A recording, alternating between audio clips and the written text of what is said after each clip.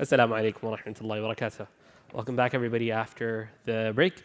So, alhamdulillah, in the past two classes, we did a quick recap, class number 1, on what constitutes a worldview, the different languages of thinking, the Islamically oriented one, and then the modern language of thinking. After which, we spoke a few words on history, the different models of modern history, what that constitutes, how that looks like, and then we compared it to an Islamic way of thinking about history. So not just Islamic history, but history Islamically.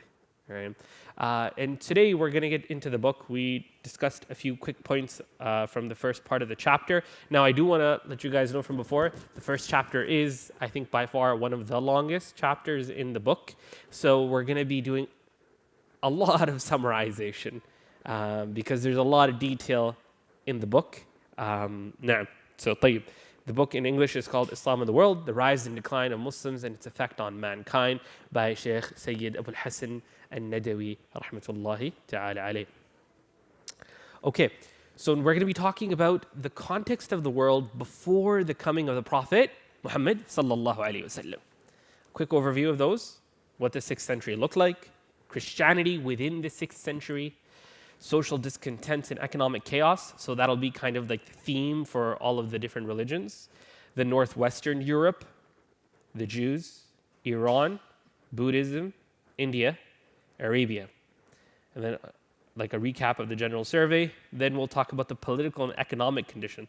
So one is the social discontent, and then the political and economic discontent. Worldview gloom. Now, so let's get into the first one. The 6th century Arabia was considered one of the darkest periods in human history, and this is accepted by historians. There was a lot of darkness in every way, and this is what we're going to be speaking about. So effectively, humans had lost their way. They had forgotten what it means to be close to Allah subhanahu wa ta'ala, which leads to self-forgetfulness. As Allah says, نَسُوا اللَّهَ فَنَسِيَهُمْ أَنفُسَهُم. They forgot Allah, and Allah made them forget themselves. The prophetic way, the way of guidance had been lost. Everything was moral anarchy. What that means is, whatever I think, that's the best way to go. Just like today, we live something very similar. The best thing to do is whatever I think is good to do. Everybody else is wrong, I am right. Right? So what about the leadership that had been entrusted this message by the prophets? What about them? They had either retreated into passivity, as in they were just like, we're going to do our own thing, we're going to step back, or they had aligned with the corrupt rulers. Right?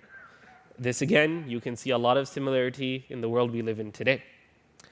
Major civilizations, so the superpowers of the world, such as Rome, Persia, were morally deprived and politically corrupt. They didn't have what they used to have in terms of even political justice. Let's talk about Christianity. We got into it quite a bit, so I'm not going to really talk much about it today. We spoke about how Christianity was hijacked by the Romans, and it became just a culture for the Greeks, the Romans, and the Egyptians. You know, sorry about that.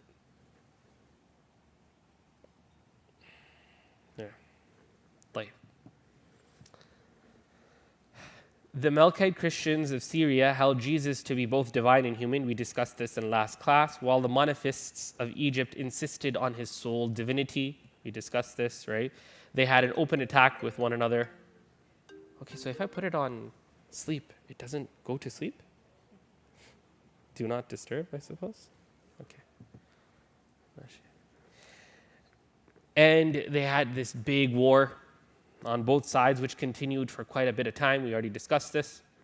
In terms of social disruption, it was at its peak in Eastern Roman Empire. Now, remember, we said that the Western Eastern Empire had already split. They were not the same anymore. The West was in a free-for-all, while the East was still had a cohesive empire, which was later known as the Byzantine Empire. Taxes and duties had increased significantly. What this means is people were taxed a lot, just like how people today are taxed a lot. In fact, the entire American empire, which required taxes to sustain itself, is not able to excavate more tax from the people because the people won't allow it anymore. So they're stuck in this really, really difficult spot where they're maintaining the empire by guns, but they don't have the finance to back it anymore. So they keep going into deeper and deeper debt, right? And they can't tax the rich because the rich are the ones who sponsor the politicians. So if they say something to the rich, then they'll remove their backing. And the poor, obviously, what are you going to tax them? If you tax them, they're going to revolt. And so they're stuck in this situation. The Romans, they were like, we have a solution. Everybody outside of Rome proper and Greece proper is not Roman. You're second-class citizens. So what we're going to do is we're going to tax you, and we're not going to treat you like Romans because you're a second-class citizen. And this led to quite a lot of things, monopolies, right? Rebellions again and again throughout the Roman Empire. 532 CE, 30,000 people were killed in the capital of Istanbul, which used to be Byzantium, due to uprisings.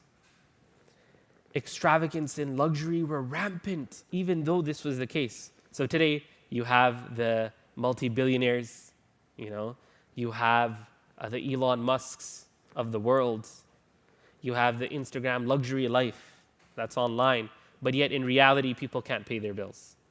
So that divide became so extreme. And as you see today, that divide is ever even more extreme and clear within the people. The pursuit of wealth and luxury led to moral decay and social instability. It's all about capital. It's all about money. That's what we see today as well.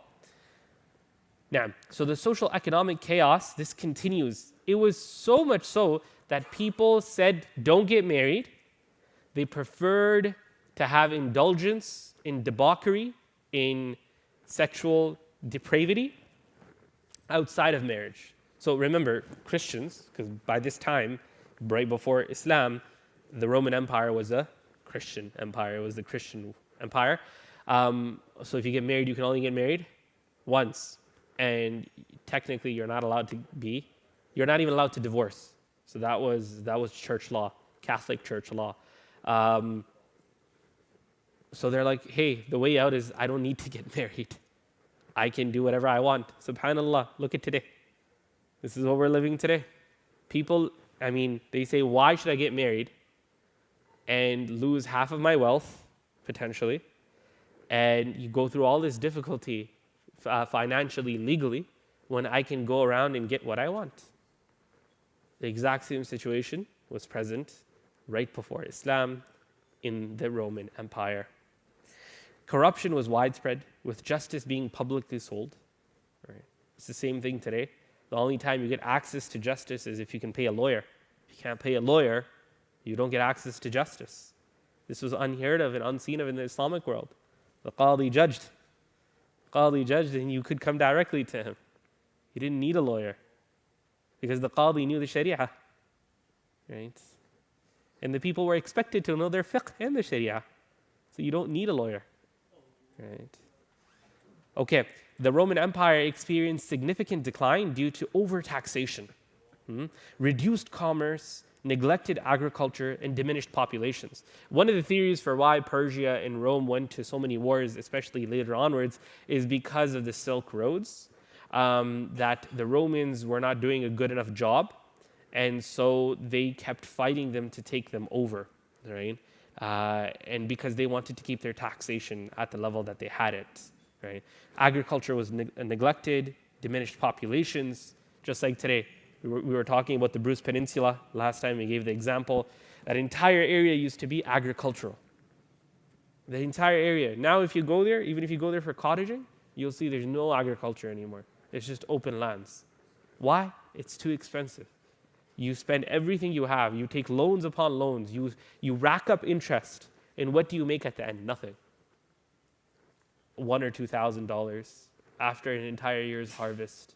You can't even pay for your basic living. So what ends up happening is they have to take more loans to survive on the basis. This is Canada right now. The system is, it's more expensive to go to your local farmer's market to get vegetables because of taxation than it is to get something that has been imported from across the world. If that's not a broken system, that's built off of taxation, dhulm and tyranny of the locals, then what else is? Right? So this is why you have this entire movement of save the farmers. Farmers matter.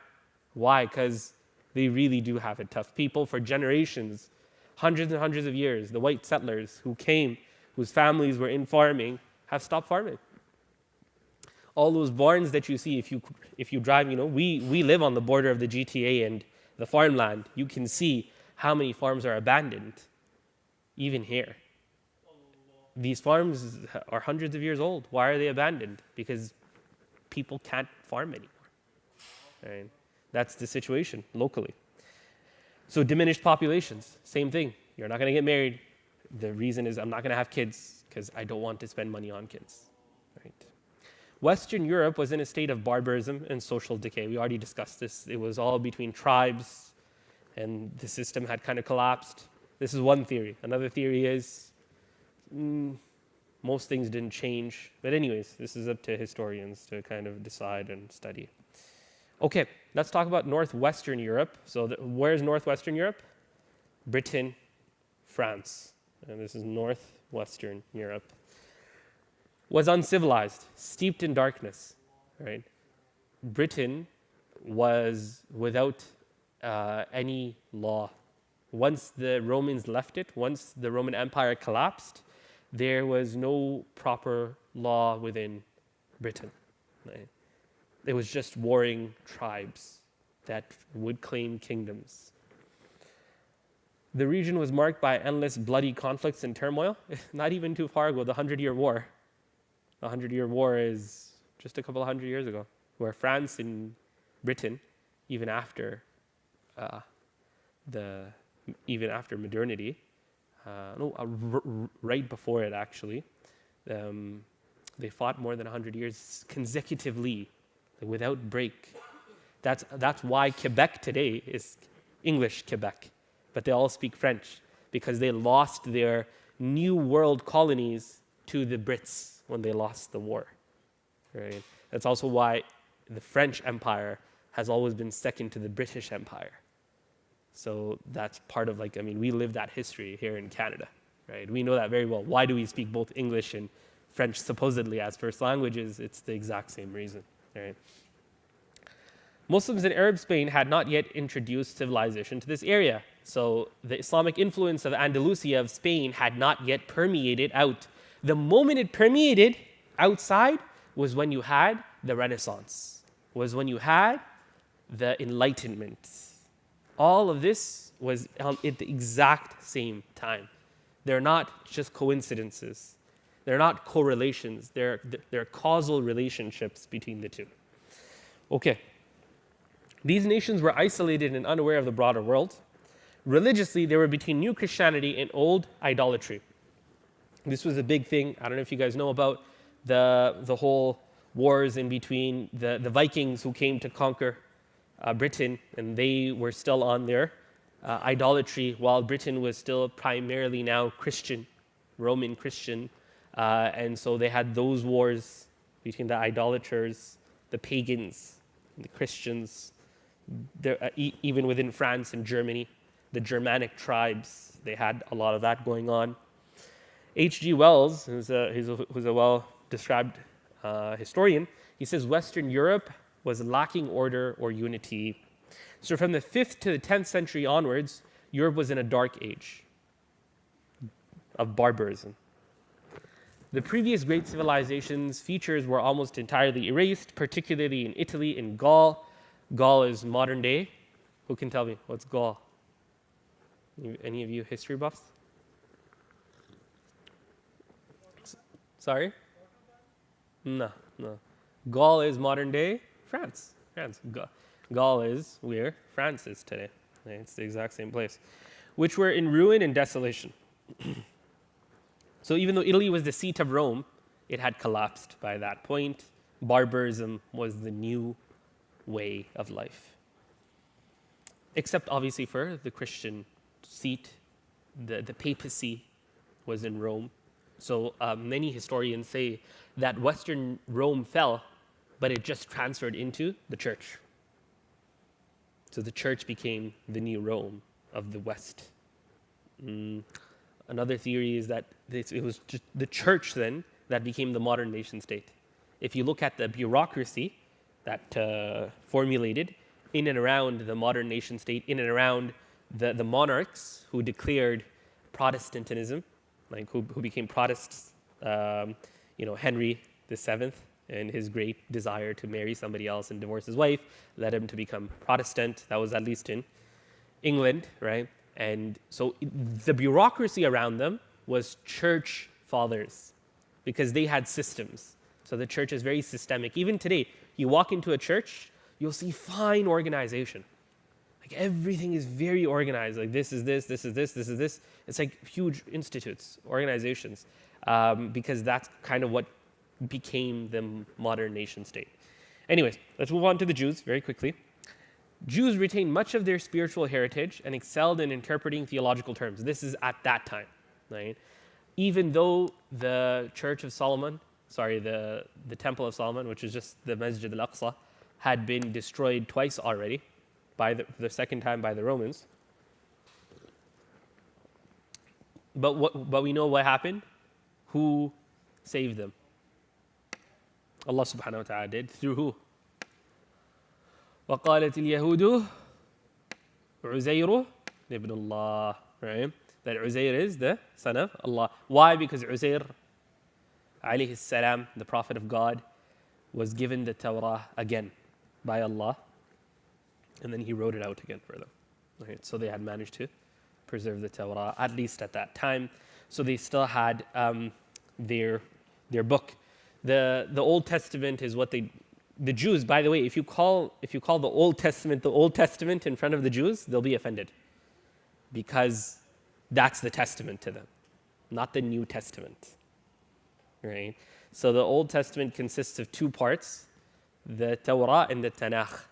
The Torah is what they claim is the actual word of God, that which Allah Azza wa told us that He wrote with His own hand. But again, it's been highly, highly distorted, which they themselves, biblical scholars will accept.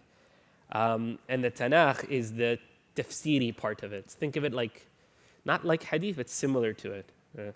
So that's what constitutes the Old Testament. You have the Torah and you have the Tanakh, which are like the commentaries, the sharh, the tafsir of it, which is kind of like their entire tradition, right? That's part of that over there. Okay.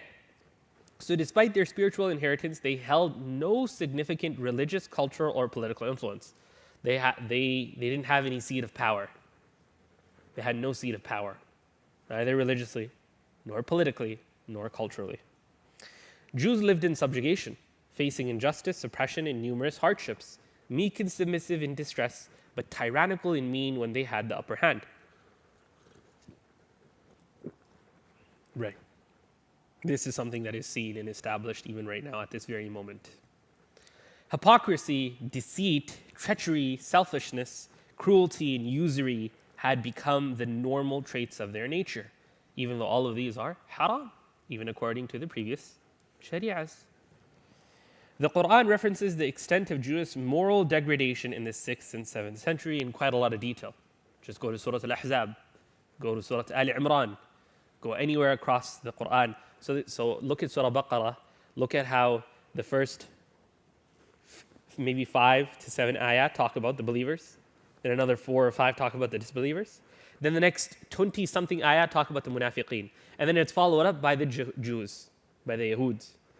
There's these relationships that are being shown in the Quran of characteristic that are being seen out. And of course, Allah says, "Laysu sawa'a," they are not all the same, right? But you see that these attributes are being delivered in between them, right? And Allah is warning the people from these attributes, right? But at the same time, highlighting the good ones as well, right? Okay. Mutual hostility between Christians and Jews culminated in violent confrontations. We know this. They were kicked out of Britain. They were killed, persecuted out of France. They never had a proper footholding in Europe. They were always killed. They were always persecuted ever since the time of Christianity and onwards. Even before Christianity, at the time of the pagan Romans, they're the ones who destroyed Jerusalem. In 1610 CE, a rebellion by Jews in Antioch. Do you guys know where Antioch is? Where's Antioch? Modern day Turkey. It's within the Sham, in the Sham region. Antioch is in the Sham region. Led to mass slaughter by the Christian emperor generals. Nam. Thousands of Jews perished by the sword, while hundreds were drowned or burnt alive or thrown to wild beasts. So Hitler was not unique. That's why Hitler, like, if you see his justifications, he said, this is a Christian mission, what I'm doing. That's why everything he said, and then he would point back to history. He says, I'm just continuing what our people have started, right? So Western Europe, Europeans in general, they have this deep genocidal tendency to kill off people off of ethnicity. And you see this playing out again and again. You see it in the colonial empires. You see it with Hitler. You see it across, even in history. Go back 1,000+ years. Go back almost 2,000 years, and you see the same thing happening. Right. Jews retaliated in 615 by encouraging a massacre of Syrian Christians. Okay. In 630, Emperor Heraclius severely persecuted Jews, forcing many to flee or hide. This is Christian Heraclius. This is the same Heraclius who the Prophet ﷺ had interactions with. Mumtaz. We've covered Rome, we've covered the Jews. Let's get into Iran, which is also known as Persia. By the way, Persians never called themselves Persians. It's always been Iran. Nobody knows the word Persia. Persia is just one little city. But the reimagination of the West called it Persia. And so they've called it Persia, right? Even though they've always known themselves as Iranis. Okay. So even today, by the way, if you want to see somebody who's more secular, they'll call themselves Persian. So generally speaking, the more secular you are, the more Persian you'll be. Right. Okay, Iran was equal to Rome in governance, but had unsound moral foundations. They were a superpower. It was a hotbed of vice and folly, with criminal conjugal arrangements considered lawful. Rulers like Yezdegerd II and Bahram Chobin had unlawful incestuous relationships. This was common among them, to marry their own daughters and sisters. The emperors among them, and normal as well. It was seen to be godlike. There was a man named Mani. He preached celibacy, considering procreation as contributing to evil. But he was executed by Bahram. He believed that the only way to rid ourselves of our desires is to be celibate. And his movement caught like fire in the masses, because again, they just didn't have any moral basis. They were fire-worshipping people, Zoroastrians, and it caught a lot of people. And so then he was executed by Bahram. And you see the opposite as well. Mazdak's movement advocated for communal sharing of women in wealth. This led to widespread sexual anarchy. So this is an opposite movement in the same empire, which came later. So again, extremes, one extreme, like violently oscillating between one extreme to the next. Sounds similar to us today? You see the exact same thing happening. No moral grounding, right? No grounding in reality of God, nothing. And so you see the same thing happening. So this was to the point where people were going into houses and they were believing that this is all common property. Women are common property because sex is a common property. Wealth is a common property, right? And people should just do whatever they want, right? This also took on a lot of people, the rich, especially from the empire, the Sassanid Empire. They really took after this, and so did the regular people, the laymen. Qubad was another supporter of Mazdakism, leading to chaos where no one had exclusive rights to their property. I think Qubad was their emperor of the time. He supported this movement. Kings were worshipped and considered divine. This is well known. They believed that their kings were an incarnation of their god. With unbridgeable gaps between social classes. So social classes are deemed by God. They are meant to be this way. There's no bridging them. There's no moving between social classes. Iranians believed in their racial superiority in purity relative to others. The Zoroastrians had no comprehensive moral or social guidance from their religion, lacking the spiritual depth to guide individual or collective life. Also, what's so interesting, subhanAllah, is that at the time of revelation, the two major religions of the world were Christianity and Zoroastrianism, Majus, right? But yet the Quran barely refers to them, while in comparison refers to the Jews, the Christians, quite a lot. So it's almost as if Allah subhanahu wa ta'ala was showing us that Zoroastrianism will not be that important in the future. Because today it ceases to exist. It just doesn't exist anymore. You have maybe 100 or 1,000 people spread about in between Pakistan, India, and Iran in the corners that still believe this. Very, very few. So it's not it's gone. And it happened right after the time of the Prophet ﷺ. It went extinct.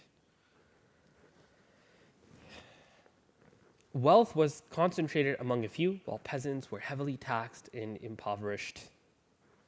Luxurious living was prevalent among the elite, while rulers amassing enormous wealth. Same thing as Rome, same thing. This story is consistent throughout time. Nothing is new. This is the same exact thing. Remember we said the two visions of history that they have? The circle, the continuous circle, and then you have the idea of progress and moving forward. In Islam, we believe that yes, there is progress towards the Day of Judgment. And we know that there will be a completion of the Caliphate. We know that, Isa alayhi salam will come, Imam Mahdi will come. We know that there is progress occurring. And at the same time, Allah tells us that there are sunan. There are ways in this world, and those ways continuously happen as well. Right? So both are part and parcel of the way we think, but they are deeply moral, as in history is a moral activity. So for us, when we look at what's happening, it's a more the way we're interacting with this is not just information, but rather we're looking at it as a moral story that's occurring, right? Rather than it just being just information. So society was divided into rigid castes with no social mobility in hereditary occupations. This is further seen in religions like Hinduism. So we'll speak about Buddhism. Buddhism lost its distinct identity and simplicity due to the influence of Brahmanism. Brahmanism is Hinduism. Right? Brahmanism, even though Buddhism was supposed to be a reaction to Brahmanism, but it effectively lost its message in Brahmanism. Right? It was very anti-idolatry. And then they made their entire religion about an idol. Right? Idolatry overshadowed the entire religious and cultural life of Buddhists. Okay? Idol worship was introduced into Buddhism at the height of its power in India. So you tend to notice something. When power goes with something, it usually ends up ruining it. Right? So this is the general pattern that you'll see throughout history. The atmosphere in Buddhistic monasteries deteriorated with heretical innovations emerging. Buddhism and Brahmanism eventually merged, with both adopting idolatrous practices. Today you go see, what do Buddhists do? They worship idols. What do Brahmins do? They worship idols. What's the difference? Nothing. Even though Buddhism was supposed to be a strong reaction to Brahmanism, anti-idolatry, anti-caste systems, all of this. This is why in our vision of history, Buddha could potentially be a prophet. He could potentially be a prophet, right? Whose message was distorted. Right? Magic and superstition became prevalent in Buddhistic worship. Up till today, what do Buddhists talk about? About how my father was reincarnated as my child, right? And magic and all these things. This is what Buddhism became. The whole astrology stuff, read my hand, what's my future? This is what it became. Same stuff you see in Pakistan and India and other places. The same, unfortunately, shirkiyat you see. The denigration of Buddhism in India was marked by the dominance of metaphysical subtleties over Gautama's moral teachings. Gautama is the name of Buddha, right? As a result, Buddhism in India, China, and Southeast Asia could not play a significant role in moral and spiritual rehabilitation or promoting global peace and stability. It just can't. If you don't have a Sharia, how are you going to live? If you don't have a Sharia, if you don't have a detailed way of life, how are you going to live? You just can't. The other nations of Eastern and Central Asia, the Mughals, the Tatars, the Japanese, etc., were oscillating between a perverted Buddhism and a barbaric paganism, right? Japan, what did it do? It took Buddhism and mixed it with Taoism and Shintoism, created different religions. Mughals, not the Mughals, the Mongols, it shouldn't be the Mughals, it should be the Mongols. The Mongols were also pagans, right? They believed in a paganistic god, but at the same time they believed in like the sky god. So there was this, the Tatars are different tribes of the Turkic clans, right? Let's move on to India. The 6th century was one of the darkest periods of Indian history.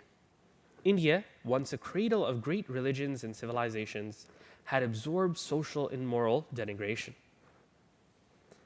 Characteristics of this period included ever-increasing gods.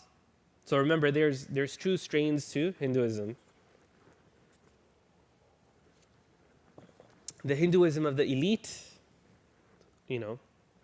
who believe that they are the ones who connect with the great energy of the universe, which is God to them. So the universe and them are one.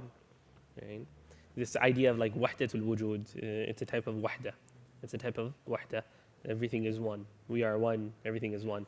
So the more I do yoga, the more I meditate, the more I will become one with the world, with the universe, and I will reach nirvana. So the more I tame my worldly desires and I kill them, the better I will be in my nirvana, in my closeness to God. The deviant Sufis have the idea of fana, where I will become one with God. I will have wahda, I will become one. Same ideas. So this is the Buddhism. Sorry, this is the Hinduism of the elite. The Hinduism of the ones who are not the elite is you take that idea of God and you manifest it, you concentrate it in objects in this world. So everything then can become God. You worship it as if you're worshiping God because this is easier than reaching nirvana. Because regular people, they have to work, they're the farmers, they're the lower class of society, the different caste systems that are up till today still there. These people, for them, it's worship gods. So at this point, everything was a god, just like today. The number of gods continue to increase. Cows become gods, right? Snakes become gods. Trees become gods. Everything becomes a god. Sexual wantonness was very high. The caste system was deeply part of it. So up till today, you'll see in their text that the lower classes of theirs, they are less than human for them. They are less than animals for them. Right? The position of women, as we know, they had practices such as burning their women alive with the death of their husband. This type of stuff still happens in India. Even though it's illegalized, it still happens across India. So idolatry was rampant, with the number of Hindu gods growing from 33 to 330 million. And by the way, this idea of Hinduism being one religion is also very, very incorrect. Each of them had their own idea. Not all of them were Brahmin Hindu. They had their own local gods, and they believed that these were their gods.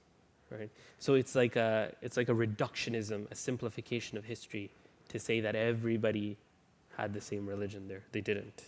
They were all just different types of pagan, worshipping different gods. 330 million of them. Almost everything attractive or useful was deified. Right? Attempts to reform Hinduism towards monotheism were unsuccessful. Sculptures and idol flourished, influencing even Buddhism and Jainism. Right? Here's a quote. Some of them were the followers of Shiva. Some had embraced Buddhism. Some worshipped the sun. Some worshipped Vishnu. Everyone was free to choose any god or goddess for his devotion, or to worship all of them if he pleased. So when it comes to sexual obscenity, this was a theme of practice within their religion. The worship of the sexual organ of Siva, which is the lingam, the penis, became the object of worship for them. So everything becomes the Siva, everything becomes the lingam for them. They worship it, they make it a god. If they see an image, and this is up till today,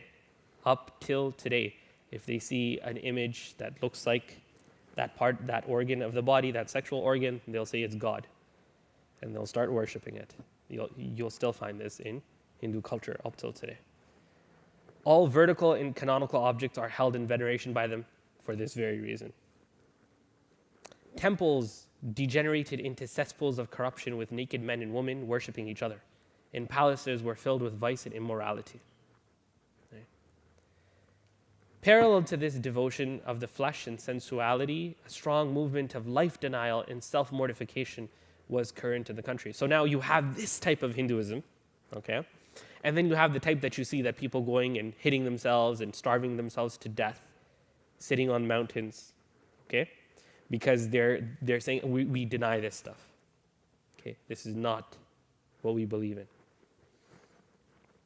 Though the bulk of the population indulged in the first type, the vulgar self-indulgence that we were speaking of. You know, just as a point, many people even today, they think of Gandhi, the recent, father figure of India, to be some sort of ethical, moral light. You know, he's always quoted, he's this and that. There's lots of historical evidence that's primary.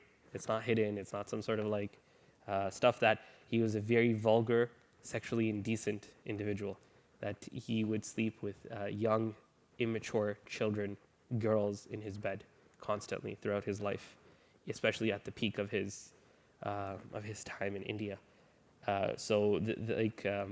Just to put that out there, because he believed that this is part of his religion. Right. The caste system. The caste system was rigid and hereditary, with severe social distinctions. Right. We all know this. The Manu Shastra codified these distinctions, assigning roles and duties based on birth. Brahmins were considered the highest class and the most noble of creatures, with exclusive rights and privileges often deified. I'm not sure how to pronounce this one. Anybody know how to pronounce this one? The Kashtaris were next. Okay. The Kshatriyas, there we go. Okay, yes, I've heard that one. Were next and considered the fighting and ruling class. How do you pronounce this one? Vaisyas were the second lowest class, known as the trading and agricultural people, and the Sudras were treated worse than animals with severe restriction and punishment. They were not even allowed to look at the Brahmins. Yes? There is a mistake there. Vaishyas are the fighting people and Kashtaris are the trading people. Jazakallah khairan. So just a clarification, the Kshatriyas are the trading people, and the Vaisyas are the fighting class and the ruling class. Jazakallah khairan. And the Sudras are the lowest. So, if you're born as one, like it's a curse word to call somebody that. Right? Up till today in India, it's the same. They're treated the exact same. Right? And now, in contemporary India, at this very moment, Muslims are treated even below Sudras. They're treated as a class even below them. Women's status had deteriorated significantly during the Brahmanic age since the Vedic age. Widows were condemned to perpetual misery, often resorting to self-emulation. Otherwise lived as slave maids of the brothers of their husbands or other descendants. So, khalas, unfortunately, even today, this is a major theme of Pakistan and India. Pakistanis have taken on this culture, where if you become a widow, wal-'iyadhu billah, you are now, for the rest of your life, to be either a slave or you're better off dead. You're seen as bad luck. even unfortunately among Muslims, because so much of their culture has rubbed off on the Muslims of the subcontinent. You can't even, if your husband dies or you get divorced, people will stop meeting you because you're bad luck. They won't come around you anymore. They won't invite you to anything.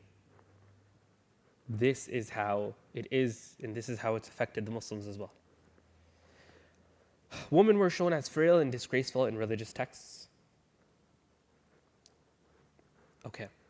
Now let's talk about the Arabs. So we spoke about everyone, all the way from India, China, Japan, Rome, Iran, Persia, and we're coming back into the cradle of revelation of Arabia. So a quick overview of Arabia, inshallah. And hopefully we can stop there. Natural virtues. Their moral and spiritual decline. These are the things we'll discuss. Idolatry, social habits, position of women, tribal prejudice, warlike temperament. Let's move on to their natural virtues. Allah Azza wa Jalla chose them for a reason. They had eloquence and skills of use of language like none other. They were second to none when it came to language. Very prolific in their languages. If a poet was born in one of their tribes, they became a superior tribe. That day would be a day of celebration. Valued freedom and honor above life. If you look at their poetry, it's all about being free in the desert, doing whatever they want, right? Living a life of honor, okay? Again, honor could be very subjective, but honor, right? Sticking up for your tribe, dying for that, so on and so forth. Superb horsemanship. They loved their horses, and they loved horsemanship. They were bold, chivalrous, plain of speech, strong of memory. You see this throughout the interactions of the Bedouins with the Prophet ﷺ. Truthful, loyal, and trustworthy. So how about their spiritual and moral situation? They were steeped in depravity. There was perversion and dark idolatry. The belief in an overruling providence was weak among the masses. They didn't really believe in qadr. They didn't believe in much of that. They were like, وَمَا يُهْلِكُنَا إِلَّا الدَّهْرِ. The only thing that will kill us is dahr, time. There's nothing else. So this idea of like a power that sustains them, that was very weak. They did believe in rububiyyah, they did believe in lordship, but nothing more than that. Religion of the masses was gross idolatry, as we already mentioned, different types. There was a little bit of Christianity up in the north and a little bit of Judaism down in the south in Yemen. And then some of them had accepted Zoroastrianism out in the northern eastern part by Persia, which were the buffer zones, right? But other than that, everybody was an idol worshiper. Idols were introduced as devotional mediums, right? The Prophet ﷺ cursed the man who introduced idolatry to the Arabs. Each tribe, city, and household had its own gods. Angels, stars, jinns, and other objects of veneration were worshipped. Basically, anything that was important was worshipped. Abu Raja, he says, we worshipped stones. When we found a better stone than the one we had, we took it up and threw away the old one. Where no stones were available, we made a sand mound, milked a goat over it, and worshipped it. And this is an authentic narration. From Sahih Bukhari. Alcohol was common, with extensive vocabulary for it. They had so many words for alcohol because it was so important. And that's something you'll see in the Arabs. Something is important, they'll have a lot of different words for it. In general, in language as well. Something is important, you'll have so many different ways of saying it. Okay. Gambling was a matter of pride. Declining a gambling bout was dishonorable. If somebody tells you, let's gamble, and you say, no, this was dishonorable. A gambler would often stake his entire household on a single bet out of honor and pride, and would walk away in sorrow as he saw it pass into the hands of his rival. This is how wars would start, by the way. Yeah. Usury and adultery were also widespread. Prostitution was rampant with maintained brothels. And position of women denied the right of inheritance. There was no such thing as inheritance for women. Widows and divorced women could not remarry.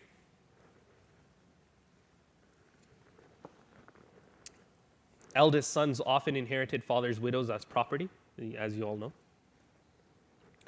Female infanticide was prevalent, just even today, unfortunately, in many areas in the world, even unfortunately in Muslim lands, this stuff still happens.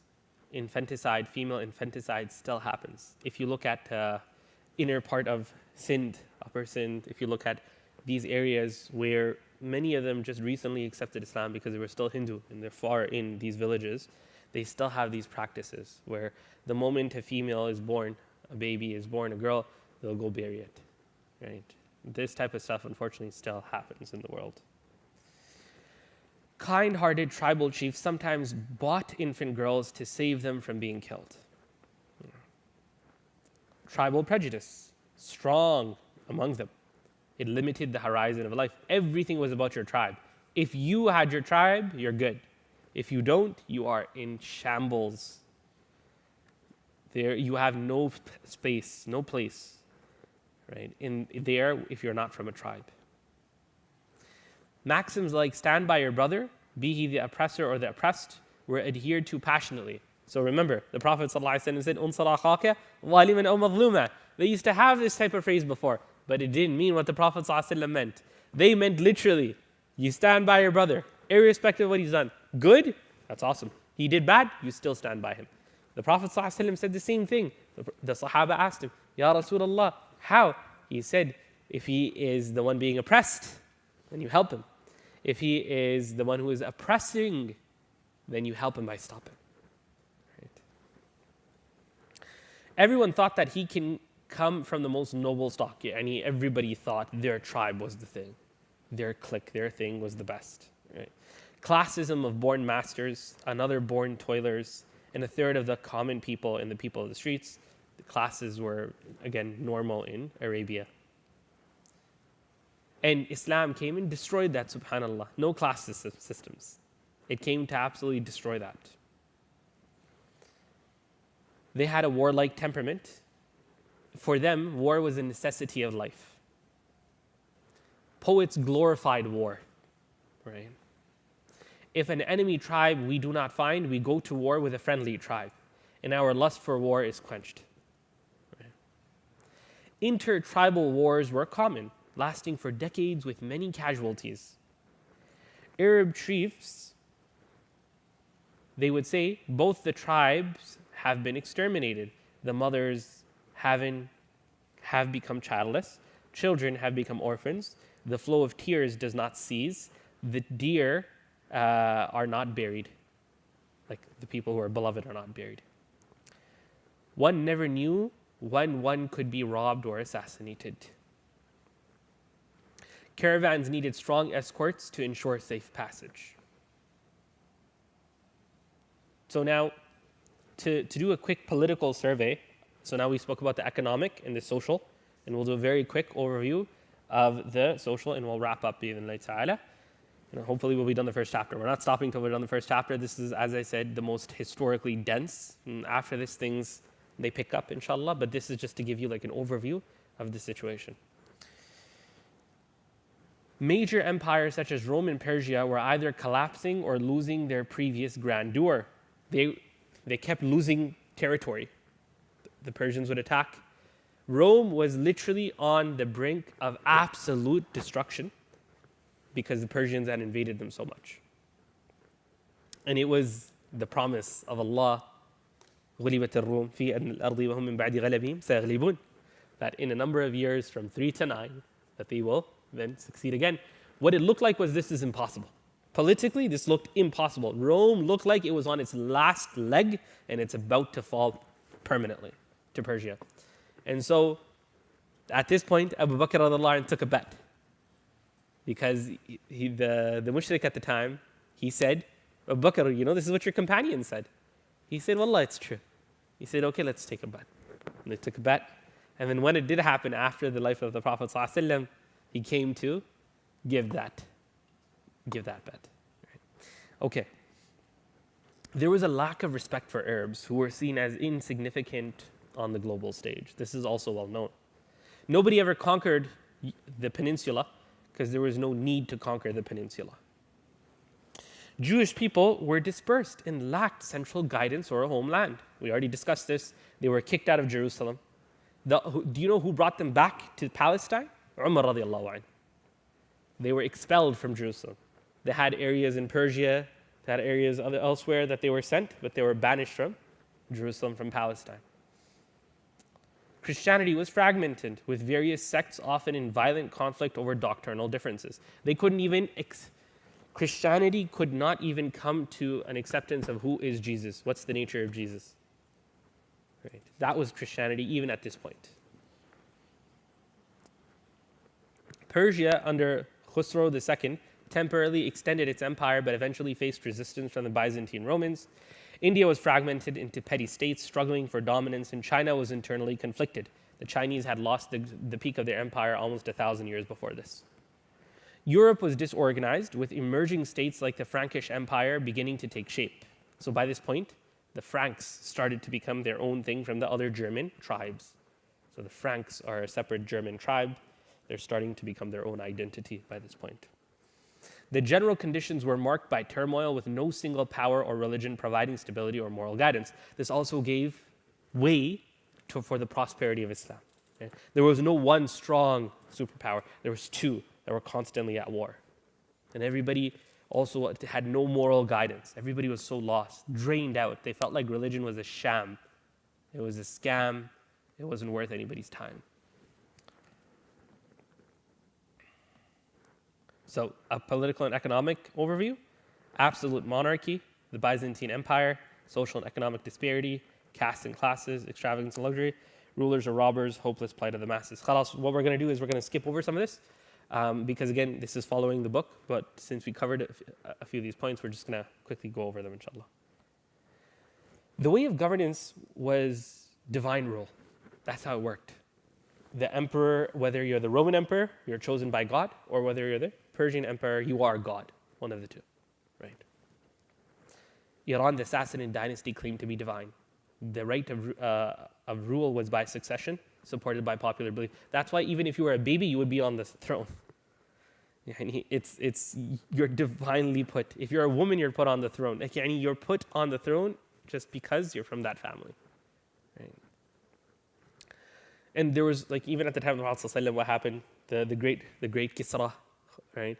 He died, and then after that, one of his daughters took the position. The other man married the other daughter, killed that daughter, took the position, then killed the wife that he married, and put a baby on the seat, and the whole thing that happened at that time, right? So this type of stuff is normal. The Chinese emperors were regarded as sons of heaven, believed to be descendants of a divine union between sky and earth.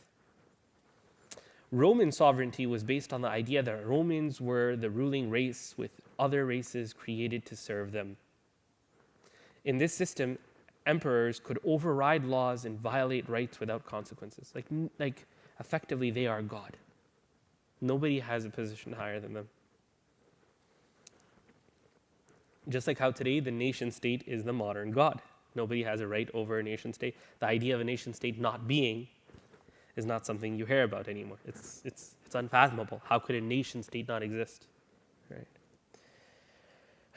Right. The Byzantine Empire was marked by heavy taxation monopolies. Okay, we covered this. Austerity, debauchery. Okay. Social and economic disparities. Society was sharply divided between the rich. We already discussed this. Poverty. Spiritual solace could not be found. Bitterness, confusion in the masses. Castes and classes. We already kind of covered this already. Okay, extravagance and luxury, we covered this as well. Carpets of springs, a lavish creation. Oh yeah, this was like that garden that they spent so much money on in Persia. It was called carpets of spring, right? They had gardens and they had carpets that were so opulent they were made of jewels. Rulers or robbers, which one were they? Rulers extorted money and gifts from subjects to maintain luxury. In Iran, gifts were demanded during festivals. You were demanded to give gifts. Major income sources included crown estates and gold mines. In Roman Syria, people paid heavy taxes, levies. Revenue collection was often excessive and exploitative. And if you couldn't give the taxes, guess what? You'd become a slave. Just like today, you become a slave of debt. Right? Hopeless plight of the masses. Society was sharply divided, the rich and the poor. The common people lived in severe poverty. The poor emulated the rich lifestyle. Ethical standards were abandoned. The rich indulged in pleasures, and the poor were buried with survival. Material preoccupation left no room for religious or ethical consideration. The masses faced a chaotic and wretched existence under Roman or Iranian rule. Worldwide gloom, the 6th century was marked by a universal lack of good leadership and moral standards. No nation possessed a healthy temperament, high ethical ideals, or even a just and fair state. This was the overall state, okay? خلاص, it's quite clear. And we can end with this ayah of the Quran. ظهر الفساد في البر والبحر بما كسبت أيدي الناس. Corruption has become widespread in the land and on the seas because of what people did with their hands. ليذيقهم بعض الذي عملوا لعلهم يرجعون. So that they may taste some of what they have done in the hopes that they come back to the path of Allah. Mumtaz. Alhamdulillah, we're done the first chapter. And I think we'll stop here, bi'idhnillahi ta'ala, before getting on to the second chapter. Next chapter onwards, inshallah, what we're going to do is I'm going to have some activities, bi'idhnillahi ta'ala, and we'll have more interaction, inshallah. This was the heaviest historical piece. We're done this. I promise the rest of the book is not like this, inshallah. It's a lot more enticing, bi'idhnillahi ta'ala. طيب سبحان ربك رب العزة عما يصفون سلام على المرسلين الحمد لله رب العالمين اللهم اجعلنا من هداة المتقين الصالحين واغفر لنا يا رب العالمين. Questions? Comments? Yes. That absolute monarchy is prevalent even to this day. Yeah, absolutely. Including the church as well. Yeah. Christianity. Yeah, exactly, right? So as we said, the Roman Empire became the church, right? So the Pope became the rule of God on earth. So whatever the Pope says is what the word of God is. Protestantism, like Protestantism, there we go, was a violent reaction to this, right? And I'm not saying their conclusion was correct, but they went all this the other way. In fact, there was a huge debate as to if we should accept the Trinity or not within the Protestants, and they ended up deciding on having it. And so anybody who believed in monotheism without the Trinity was burned on the stake. Right. Yes. Just a comment. When you read the first chapter, it really encapsulates how dark like humanity had before Rasulullah came. You really understand, like when Rasulullah said that he was light, that came to vanquish the darkness. Like just when you get those examples of the vices and just like how humanity was acting, and then it also really seems like how things are today. Especially with the male and female relationships and the other type of relationships as well. Yeah, absolutely. So it's just, it makes you wonder which way, like if it's going to get that dark. And obviously Rasulullah is the last messenger, but just where it's going. Yeah. It feels like it's getting to that point where it's as bad. Absolutely. Well, that's why, subhanAllah, that's why the Prophet ﷺ said that Allah will send at the end of each century a person to revive the Sunnah, to revive the world. And that doesn't look like one reviver, but it could be multiple different revivers doing different things to revive the Ummah in different places, right? And so, yeah, I mean, we are living very dark times, but if you look at history, as you can see, these are trends. So our job is to be able to work against that. Right? Yeah, one question. Yeah, just the other brother, yes.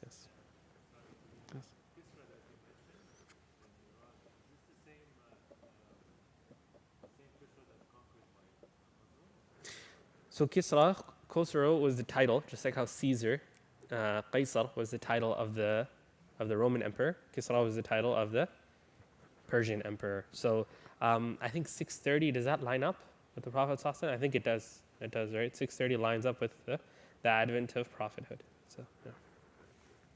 Yeah, the question is that you have been scanning history. Prophet Muhammad ﷺ was last prophet, and before that, according to various books, 124,000 prophets came. But you didn't touch how those prophets, when they were in their own times, did they have any effect on all those evils in the society? And at any time, an ideal society according to that type, at that time, what was the guidance of those prophets?